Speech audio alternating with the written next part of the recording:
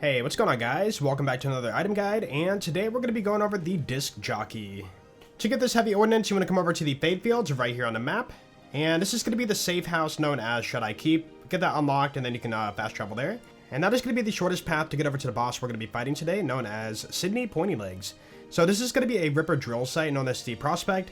Be sure to mark this location on your map, and then you can travel there from the safe house. So, let's head on over. Along the way, be sure to ping Echo 4, and it will give you a path to the boss a little bit more efficiently. We made our way there, and let's go ahead and show it on the map one more time here, and zoom all the way out, right below Dominion.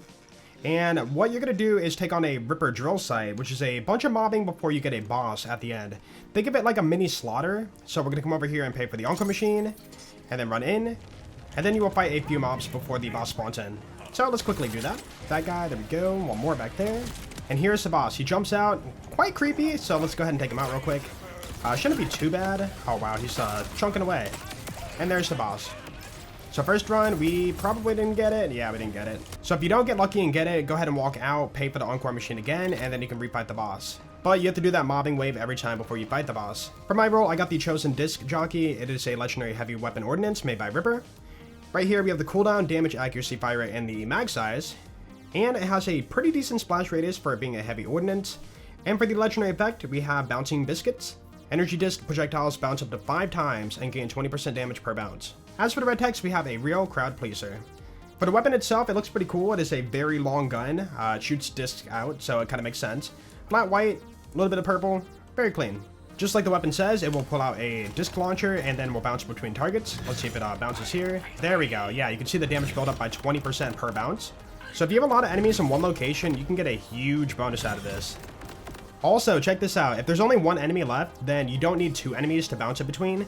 It will actually bounce off the wall or floors and bounce back at the enemy one more time.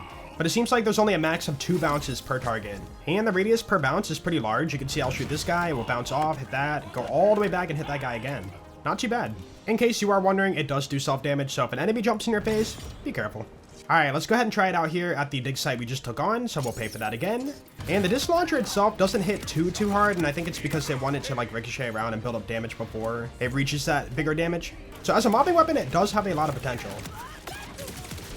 Ow. You guys here, let's go ahead and ricochet you. Got that guy. This is a lot of fun. I do like this weapon.